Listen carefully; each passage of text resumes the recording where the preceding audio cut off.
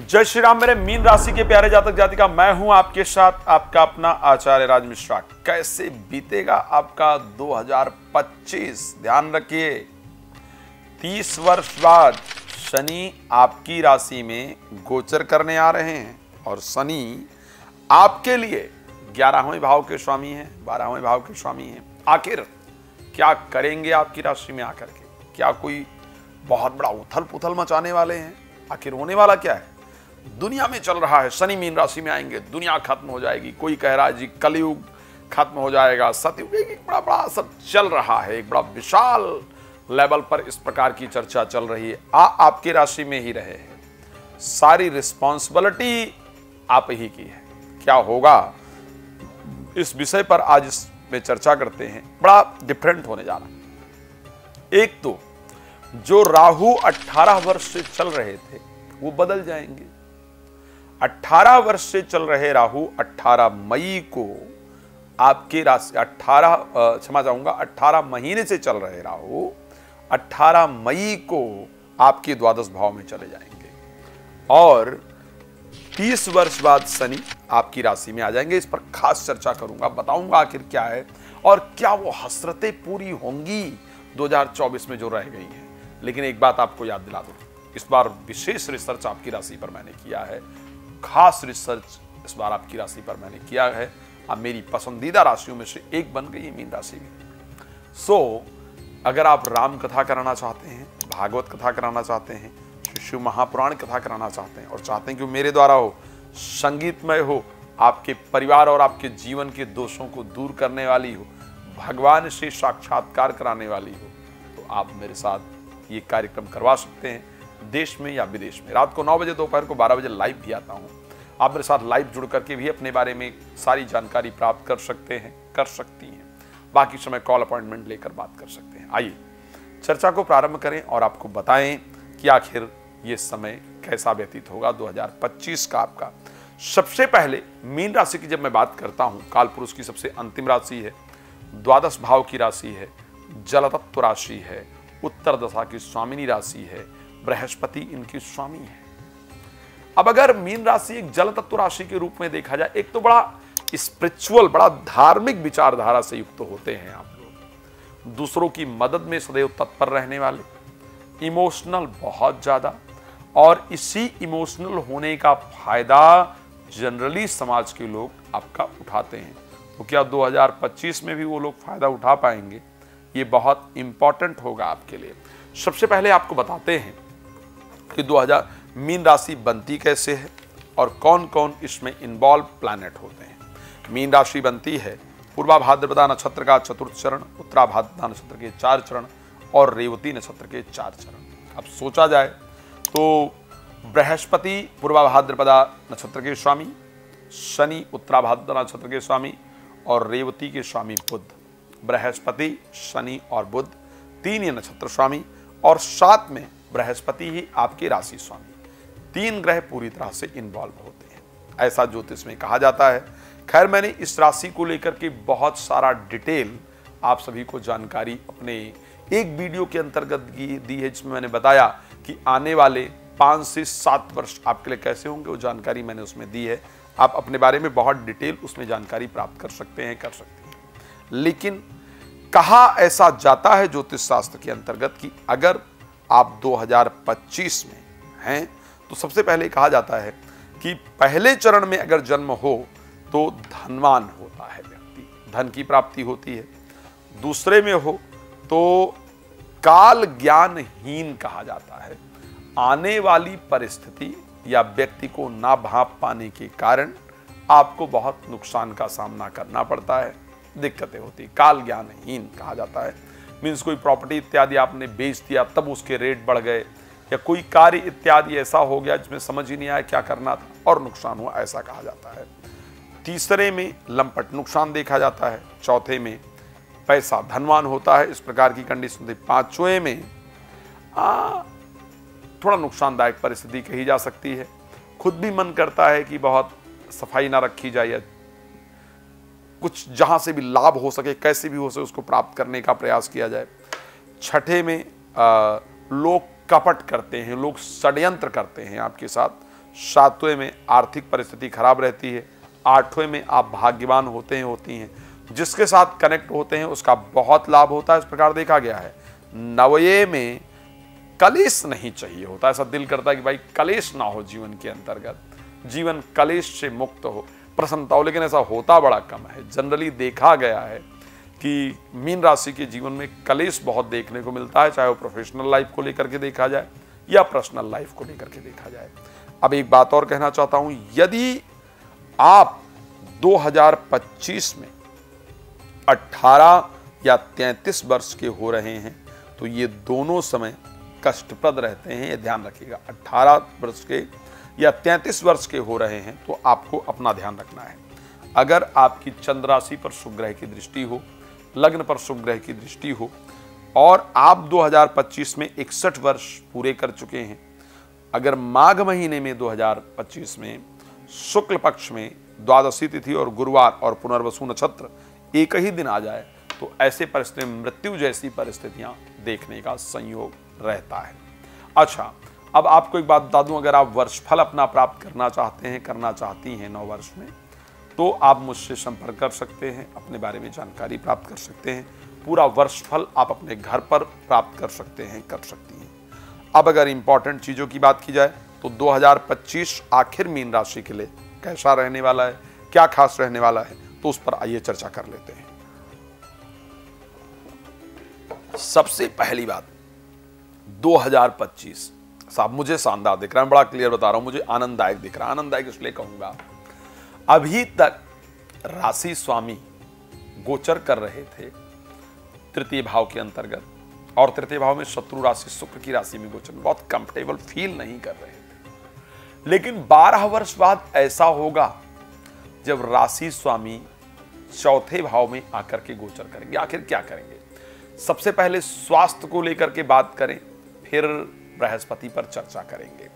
एक तो स्वास्थ्य के पॉइंट ऑफ व्यू से अगर बात की जाए, बहुत दिन से हेल्थ प्रॉब्लम का सामना कर रहे थे, भ्रमित थे, मैं कह सकता हूं। जो अगर आपकी मीन राशि आप चेक करेंगे आपके पास ये मिलेगा। आपके सर में भारीपन रह रहा था, एंजाइटी, फोबिया, डिस्ट्रैक्शन इत्यादि हो रहा था, मन में एक अजीब सा डर सा लगा रहता था, और बाल बहुत झड़ रहे थे, अजीब अजीब सी विचार आ रहे थे, नकारात्मक थॉट्स आ रहे थे राहु के कारण। अब राहु 12th हाउस में चले जाएंगे 18 मई को, लेकिन शनि 30 मार्च को आपकी राशि में आ जाएंगे। अभी तक शनि के 12th हाउस में रहने से अब आपको ये लगेगा कि भाई शनि आ जाएंगे तो फिर अच्छा कैसे होगा। अभी तक तो शनि नुकसान कर रहे थे, लेकिन आपको क्लियर कहना चाहता हूं कि राहु से ज्यादा घातक शनि नहीं है। तो शनि के राशि में आने के कारण जो पहले हेल्थ प्रॉब्लम थी उसकी अपेक्षा आपको सुधार देखने को 2025 में मिलेगा ही मिलेगा। 2025 में पहले की अपेक्षा आपकी हेल्थ निश्चित रूप से बेहतर होगी। इस टाइम आपका फेस भी बड़ा रूखा रहता है, बड़ा अजीब, मतलब चमक, एक ग्लो, एक चेंजेस, एक अट्रैक्शन, एक लोगों के अंदर एक बेहतर, वो नहीं जा पा रहा है राहु के कारण। राहु सोख लेते हैं ना, जो चेहरे का एक ग्लो है, जो फिजिकल एक फिटनेस है, उसको खींच लिया करते हैं, तो वो आपकी थोड़ी सी वृद्धि होगी।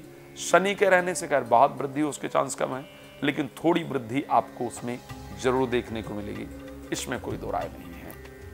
अब अगर हम बात करते हैं तो स्वास्थ्य के दृष्टि करीब करीब ठीक ठाक रहेगा। एक बात जरूर कहूंगा कि शनि के आपकी राशि में आने से दो चीजें अपना लीजिएगा 2025 में।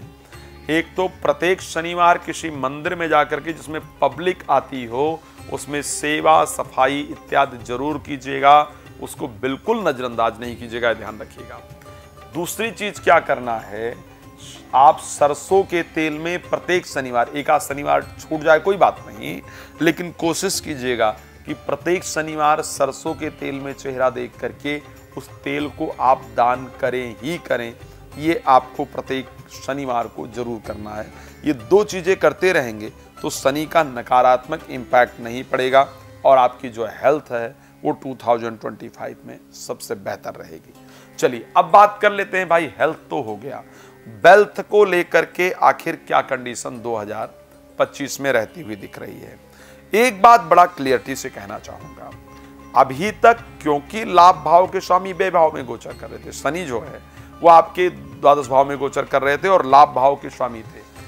लाभेश के व्यय भाव में गोचर करने के कारण परिस्थिति अच्छी नहीं थी, बहुत फाइनेंशियल लॉस देखा है आपने 2025 में, जितना मेहनत किया है उसका रिजल्ट नहीं मिला है। 2024 की अपेक्षा 2025 में आपको फाइनेंशियल कंडीशन अच्छी देखने को मिलेगी। और यह हवा में नहीं बता रहा हूं, इसलिए बता रहा हूं कि शनि आपकी राशि में गोचर करने आ जाएंगे। 11वें भाव के स्वामी हैं, 12वें भाव में नुकसान दे रहे थे, लेकिन आपके राशि में जब आ जाएंगे तो ऐसे कंडीशन में आपको आर्थिक लाभ दिखेगा। अगर पार्टनर्स वगैरह के पास पैसा फंसा हुआ है, शेयर मार्केट, लॉटरी, सट्टा इत्यादि में जो नुकसान किया है उसका आपको भरपाई होता हुआ 2025 में निश्चित रूप से नजर आएगा। तो फाइनेंशियल पोजीशन बेहतर रहेगी। लेकिन एक बात बता दूं, मैं हमेशा एक बात कहता हूं कि हमेशा चीजें बहुत अच्छी नहीं होती हैं और हमेशा चीजें खराब नहीं होती हैं। ग्रह का जो परिवर्तन है वो हमारे जीवन में अच्छी और खराब परिस्थितियों को बनाता है। अब जब जब मंगल राशि परिवर्तन करेंगे तब तक आपके फाइनेंशियल कंडीशन को डिस्टर्ब करने का प्रयास करेंगे। किस टाइम पर कहीं भी इन्वेस्टमेंट नहीं करना है, ध्यान रखिए, किस टाइम पर कहीं भी इन्वेस्टमेंट नहीं करना है। वो समय होगा जब मंगल सिंह राशि में प्रवेश करेंगे, यानी आपके छठे भाव में जाएंगे और सिंह राशि में 9 जून से लेकर के 28 जुलाई तक रहेंगे। 9 जून से 28 जुलाई तक खैर घर की परिस्थिति को लेकर के भी थोड़ा परेशान रहेंगे, लेकिन कहीं भी इन्वेस्टमेंट जैसी चीज आपको नहीं करनी है, ये ध्यान रखिएगा। इन्वेस्टमेंट करेंगे तो वहां आपको नुकसान का सामना करना पड़ेगा, ऐसे दिख रहा है। 9 जून से लेकर के और जो 28 जुलाई का समय है उसमें फाइनेंशियल इन्वेस्टमेंट करने से आपको बचना होगा। बाकी पूरे वर्ष एक और समय होगा 13 सितंबर से लेकर के 27 अक्टूबर के बीच में, यहां भी आपको पैसे को लेकर के सावधान रहना होगा। बाकी पूरे वर्ष आप पैसे को लेकर के आराम से काम कीजिए, कोई प्रॉब्लम नहीं होती हुई दिख रही है। अब चलिए दूसरी चर्चा कर लेते हैं कि प्रोफेशनल लाइफ को लेकर के भाई 2025 कैसा रहेगा। चाहे वो नौकरी की बात की जाए और चाहे वो बिजनेस की बात की जाए, दोनों ही परिस्थितियों के अंतर्गत 2025 आपके लिए कैसा रहेगा। तो 12 वर्ष बाद ऐसा होगा, मैंने शुरू में भी कहा है कि बृहस्पति मिथुन राशि में आएंगे और बृहस्पति अपनी राशि को, धनु राशि को सप्तम दृष्टि से देखेंगे। सप्तम दृष्टि बिल्कुल पूर्ण दृष्टि होती है। तो प्रोफेशनल लाइफ में आप एक जबरदस्त उछाल, जबरदस्त परिवर्तन आप देख पाएंगे 2025 के अंतर्गत अपनी राशि में। लेकिन ये परिवर्तन जब बृहस्पति जाएंगे 30 मार्च को, क्षमा चाहूंगा, अब 14 मई को जब बृहस्पति मिथुन राशि के अंतर्गत जाएंगे, 14 मई तक प्रोफेशनल लाइफ थोड़ी डिस्टर्बिंग रहेगी, इसमें कोई दो राय नहीं है। लेकिन 14 मई के बाद नई नौकरी के ऑफर, नई नौकरी में ज्वाइनिंग, चल रही नौकरी में प्रमोशन इत्यादि का रास्ता आपको प्राप्त होगा। आप जीवन में एक अच्छे रिजल्ट को प्राप्त कर पाएंगे। 2025 प्रॉपर्टी इत्यादि को लेकर के क्या ठीक रहेगा? तो एक बात आपको बता दूं, यहां भी 12 वर्ष के बाद बृहस्पति का मिथुन राशि में गोचर करने से आपके प्रॉपर्टी से रिलेटेड जितने भी बवाल चल रहे हैं या प्रॉपर्टी को लेकर के नए घर को खरीदना इत्यादि चाहते हैं, तो जो बवाल चल रहे हैं वो बवाल भी दूर होंगे। साथ में नए घर को खरीदने का जो रास्ता इत्यादि है, प्रॉपर्टी प्राप्ति की जो इच्छा है, वो इच्छा आपकी दूर होगी। आपको एक नई प्रॉपर्टी इत्यादि प्राप्त हो, इस प्रकार की परिस्थिति भी 2025 में आपके लिए निश्चित रूप से दिख रही है। क्या 2025 के अंतर्गत गाड़ी वगैरह लेने का योग है? यस, बृहस्पति के चतुर्थ भाव में होने के कारण गाड़ी वगैरह प्राप्त होगी, इस प्रकार का योग दिख रहा है। क्या 2025 में संतान को लेकर के कुछ मिलता हुआ दिख रहा है, या प्रेमी प्रेमिका को लेकर मिलता हुआ कुछ दिख रहा है, या एजुकेशन के पॉइंट ऑफ व्यू से 2025 कैसा रहेगा? तो आपको बताना चाहता हूं 2025 में जब 18 अक्टूबर को गुरु कर्क राशि में प्रवेश करेंगे तो 12 वर्ष बाद एग्जॉल्टेड होंगे आपके पंचम भाव में। और ऐसी परिस्थिति के अंतर्गत संतान के से रिलेटेड जितनी चिंताएं हैं, चाहे वो संतान की प्राप्ति को लेकर के बात किया जाए, चाहे वो संतान के बिहेवियर को लेकर के बात किया जाए, चाहे एजुकेशन को लेकर के बात किया जाए, ये सारी चिंताएं आपकी दूर होंगी पढ़ाई से रिलेटेड। लेकिन अंत में मिलेगा 18 अक्टूबर के बाद बेहतरीन रिजल्ट मिलेगा। संतान को लेकर के जो चिंता है वो आपकी दूर होगी। क्या प्रेम संबंध बनेगा 2025 में? तो ये कह सकता हूं कि पंचमेश का एग्जॉल्टेड होने का मतलब ही 2025 में अक्टूबर महीने के बाद आप किसी के प्रति आकर्षित होंगे या होंगी, प्रेम संबंध बनेगा। तो एजुकेशन को लेकर के, संतान को लेकर के, प्रेम संबंध को लेकर के 2025 में अक्टूबर के बाद का जो समय है वो आपके लिए अनुकूल होगा। क्या मैरिज या रिलेटेड टू मैरिड लाइफ, देखो अभी तक कुंभ राशि, मीन राशि के मैरिड लाइफ में प्रॉब्लम थी, वो नजर आ रहा है क्योंकि केतु आपके 7th हाउस में गोचर कर रहे थे। तो क्या विवाह से रिलेटेड जो प्रॉब्लम है वो सॉल्व होगी? क्या विवाह हो पाएगा? अगर इस पर चर्चा करते हैं, यस, तो 2025 में केतु 18 महीने बाद आपके 7th हाउस से हटेंगे और जाएंगे आपके 6th हाउस में। तो 2025 में जो एक भ्रम था जीवन साथी के अंदर आपको लेकर के, जो एक भ्रम था प्रेमी प्रेमिका के अंदर आपको लेकर के, वो भ्रम खत्म होगा। और अगर कोई टूटा हुआ रिलेशन है तो दोबारा जुड़ेगा। और एक नए रिलेशन की तरफ अगर प्रवेश करने की बात की जाए तो नए रिलेशन में प्रवेश करने का भी एक शानदार रास्ता आपके साथ बनता हुआ नजर आ रहा है। इस प्रकार की कंडीशन आपकी राशि दिखा रही है। अच्छा, उसके साथ जो कंडीशन दिख रही, इस प्रकार की परिस्थितियां आपके साथ बनेंगी। विवाह नहीं हो रहा है तो अक्टूबर 2025 के बाद विवाह होने का योग बनेगा। और अगर मैरिड लाइफ में खटपट है तो अक्टूबर के बाद उसको सॉल्व करने का रास्ता बनेगा। खैर, मैं जानता हूं कि आप बहुत सारी चीज़ें मुझसे पूछना चाहते हैं या पूछना चाहती हैं। अभी विदेश यात्रा इत्यादि को लेकर के रह गया, लेकिन मैं आपको बता दूं, रीजन इस प्रकार का है कि समय बहुत कम होता है, वीडियो वैसे ही बहुत लंबी हो गई है।